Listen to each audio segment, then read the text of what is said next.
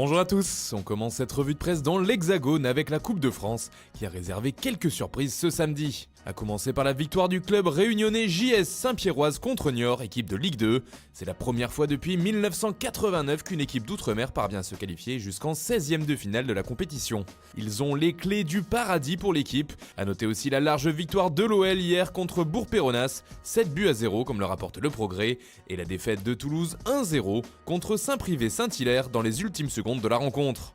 En Espagne aussi, il y avait des matchs samedi et notamment un derby de Barcelone. La rencontre entre les deux voisins n'aura pas vu de vainqueur finalement, le Barça et l'Espagnol se quittant sur un match nul de partout.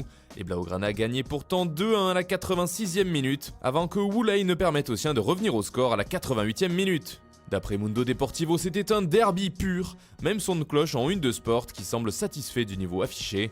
Le derby est revenu, se réjouit le média catalan. Un faux pas barcelonais dont profitent les rivaux madrilènes, car le Real a gagné hier 3-0 contre Getafe, en particulier grâce à un Français, et il ne s'agit pas du sauveur habituel, puisque c'est Raphaël Varane qui a porté la Casablanca. Le défenseur central a marqué les deux premiers buts de la rencontre, permettant à son équipe de se lancer sur de bons rails. La meilleure défense, c'est l'attaque, résume ainsi As.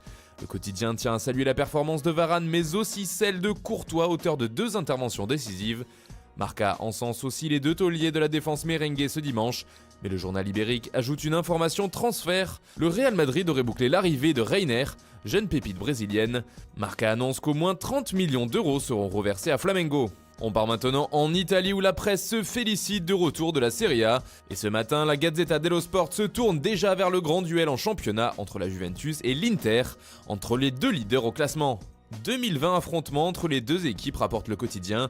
Le duel entre les deux reines reprend. Un affrontement qu'on retrouve aussi en une du Quotidiano Sportivo, cette fois par le biais d'une interview d'un des grands personnages du football italien, Arrigo Sacchi, l'entraîneur du Grand Milan de la fin des années 80, qui s'adresse à Conte et Sarri. C'est comme ça qu'on gagne, explique-t-il. Enfin, on termine cette revue de presse par une info mercato qui nous vient d'outre-Manche. Manchester United veut renforcer son milieu et cherche quelques pièces de qualité. Les Red Devils semblent avoir trouvé leur bonheur à Leicester.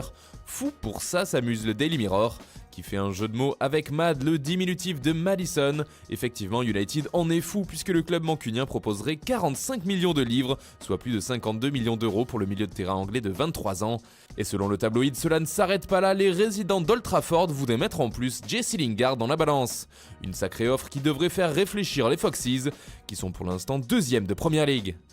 Voilà, c'est tout pour ce matin, bonne journée à tous, on se retrouve très vite pour une nouvelle vidéo sur Foot Mercato.